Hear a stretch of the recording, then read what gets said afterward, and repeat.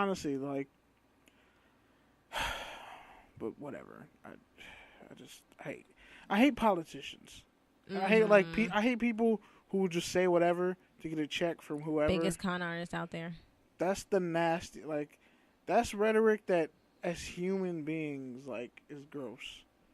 Like that, like I can't respect that. Like, because nothing you say is genuine. You're just saying something for the highest bidder. Right. That's nasty. Like, yeah, both. And that goes to my deeper point of like racism and just stupid people and like dumbass fans and all that. Like, I would rather you be honest and open who you are, so I know where you're coming from, rather than like I gotta like you say one thing, you throw a rock, hide your hand. That's why I think, and I'm gonna tie this into the Nipsey situation. That's why like it hit the cities. It's weird. Like, it really feels like that spot, the story, even though that's where he died, on his business, on his land, his property that he owned. It went from just utter dark sadness to just like it's a shrine, it's Mecca, it's sacred ground. Today was a beautiful day in the hood, by the way. I'm gonna just shout that out there. I was on Century. I live on Century, so I got to see his body, look at it, see them pass, and that was like a beautiful day in the hood. For some reason, like, usually I don't glorify things like that. Sorry to cut you off, but like, I don't glorify, like, I don't like to do that, but today, and how it was black people, brown people, people from everywhere coming together and shutting LA down like it was Oakland. Like, it made me feel like I was at home, and I was they did a march in Oakland for him. Well, I'm pretty sure they did, but like when they were doing burnouts, you had people coming out from dirt everywhere. Bikes. Yeah, like it was lit. Like, I know if the people the gentrifiers that were barely moving in, they were like, "What is this?" But me coming from Oakland, I was just like, "Yo, this is what it is." And he had the whole city behind him. Like, that's what made me like feel so honored to be there, because I got to experience like people just going wild and just showing out the best for him, which is dope. And people say like, oh, people can like, I hate when people say what they really want to say is poor people, but they just use black people as a scapegoat, and they use Latinos as a scapegoat. Like, people from impoverished communities can come together anytime they want. Yeah. And I seen it today. In a second. Yes, and it was beautiful. But it shouldn't be because you kill one of our own. Mm-hmm. And a lot of times there are agent provocateurs out there. That's why, like, they're saying, like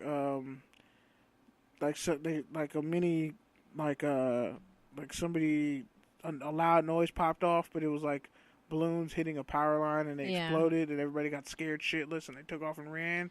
Like, that's natural fear. And it's crazy because, like, everything was fine. Nobody was doing anything There was actually wrong. some shootings that just happened not that long ago. Wait, like today? Today, like right after. Because I was hearing sirens, and then looked, and it's confirmed that there were some shootings that happened on Slauson. So, yeah. Like, were guns just shot off in the air? Yeah, like, no, or people like, were did hit. Somebody get shot? People were hit. Supposedly someone died. Damn. Yeah, but I kind of figured that was going to, You just threw like, a goddamn wet blanket on the sorry. Oh, wow. I didn't want to say that. Somebody's like, well, actually. Sorry. I mean, it was, at the time, it was a beautiful day. It was some beautiful ratchetness. They got to the funeral home, right? Yeah. But no, this is like way after. This is from a side of that. This is just black people just showing out, and probably somebody that throwing hoods and banging on one side and somebody else. I don't know. That's what I'm assuming. I think it was probably just a lot of emotions and people. Yeah. There's always those people, like, in funerals, where, like, there's always that one person who acts out and spazzes out. Yeah, I'm pretty sure that's what it was. Like, people who are guilty and they spazz out, people who held in it for so long and they finally just pop, and you can't do anything but just be in the vicinity and be there for them. But, man, like, Lauren London, that's a strong woman right there. His brother, Black Sam. Yeah, it was, I was watching the funeral, and it was... It's free on Tidal for members and non-members. Man, I'm sorry, but some of those performers really messed it up. But what made me break was seeing Lauren London's son talk about seeing Nipsey in this dream. I was like bawling. Like the whole time I was cool, and then seeing that, and I was just like, oh my God, like that's so sad. I heard the first 15 seconds in the kid's voice, and I had to stop. I was like, it yeah. took me back to me back to Yeah. when my granddad died, and I saw him blink, and no one in my family to this day believes me when I say like he blinked and I saw it. Like he winked at me, and it's like, as a child, you can have that kind of spiritual experience, and no one will believe you, or everyone will believe that like they believe you, and it's like that's God, like that's the way it happens. People communicate with you on the other side. Like some people say, like, man, I feel like such and such was with me the whole way. That was my guardian angel. Yeah, that happens a lot. Oh yeah, like I don't deny that for sure. But I was going back to the whole, what's that guy's name? The college player that's gonna get drafted that we're talking about, the white boy. Nick Bosa? Oh, Nick Bosa. Oh, okay. So I was stiff hit Bosa. Gotcha. Yeah. So just related to that, I was, even though it's NBA, did you read Kyle Korver's essay?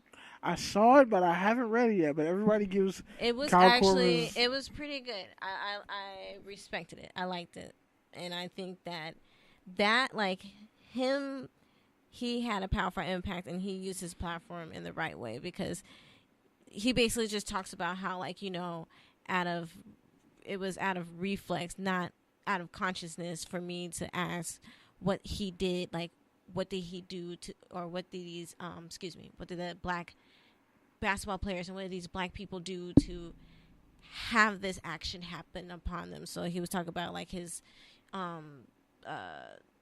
other NBA player, team player, like who got harassed by NYPD, and he got injured during that time while he was in jail and stuff. And he was just talking about how, like, he felt guilty that at first it was a reflex for me to think like, oh, so what did he do? It wasn't like, oh, was he okay? And I appreciate that. I was like, okay, so not only is he's not like being those white guys, those people that are trying to pretend they're woke, you know what I mean, and pretend like they're conscious and like they understand black issues. He's just like, all right, you know what, I know that I need to listen. And I thought that was really powerful, that he's saying that, you know, for us white athletes, and we're surrounded by these sports players and who are majority black and who make up the team, who make up the sport itself in the league, like they go through this shit, and rather than us trying to, you know, silence them and be like, well, do your job, we need to actually listen to them. So I thought it was pretty powerful, and it's a step forward in some white consciousness on what black issues are there, you know. So kudos to him, even though we're talking about NFL.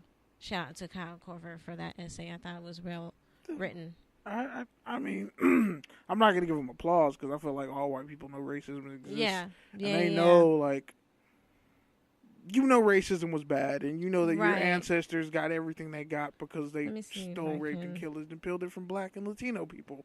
But hey, and the laws were actually okay. I'll put it like this: if black people, Latinos, were allowed to go legit in the dope game, the world would look different. Right. But he said something powerful that. But I'm glad that he.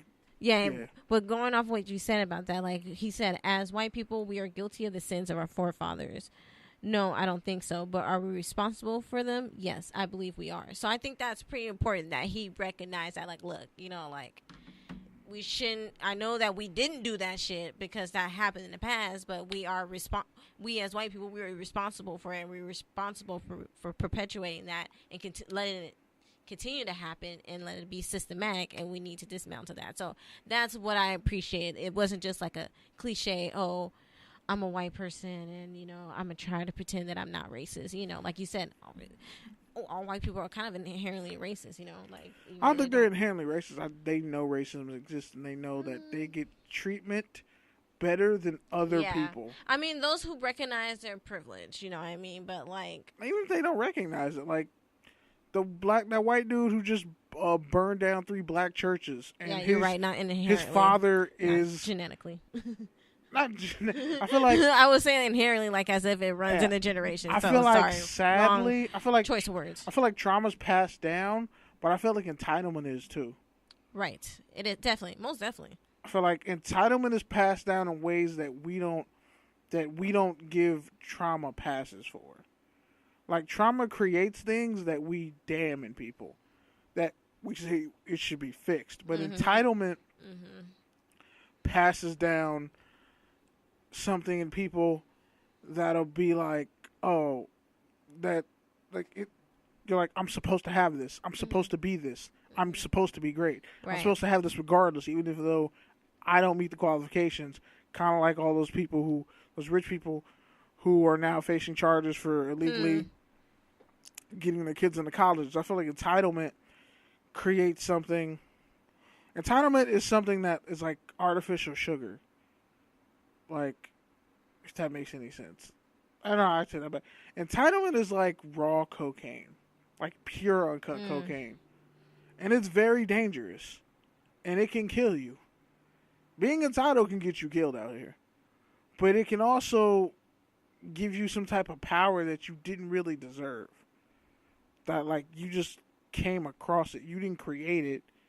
You just have it. Yeah. And somebody else doesn't. And they suffer from your actions, from you having all that entitlement. And that's why I didn't think I was going to deep dive this hard. But when I think about athletes getting paid, and Sterling Shepard, receiver for the Giants, he just got paid. Fat contract, 5 years, $41 million. I want to say like 20. Let me double check. I think it was like 25 million guaranteed. Hold on, let me double check. 21.3 million guaranteed. That's on par with like what Tyrell Williams got when he signed with the Raiders. And I think of all these athletes finally getting paid, and people complaining like, oh, it's too much. People complaining about Odell wanting to get paid and saying he's a kid. I'm like, first off, if I have a unique talent and skill that nobody else can do, and I can produce in ways that nobody else can produce, I'm sorry, but you're going to have to deal with what comes with whatever that is. And I would say a guy like Odell compared to... Actually, no. Let me come up with...